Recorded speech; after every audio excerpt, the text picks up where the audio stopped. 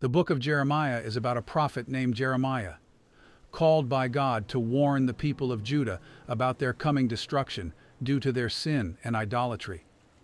Jeremiah tells them that because they've turned away from God and refused to follow his ways, the Babylonians will invade, destroy Jerusalem, and take the people into exile. Throughout his life, Jeremiah faces resistance and suffering, but he remains faithful, delivering God's messages, even though they are hard for the people to hear. Despite the focus on judgment, Jeremiah also brings hope. God promises that he will not abandon his people forever, but will one day restore them, leading them back from exile.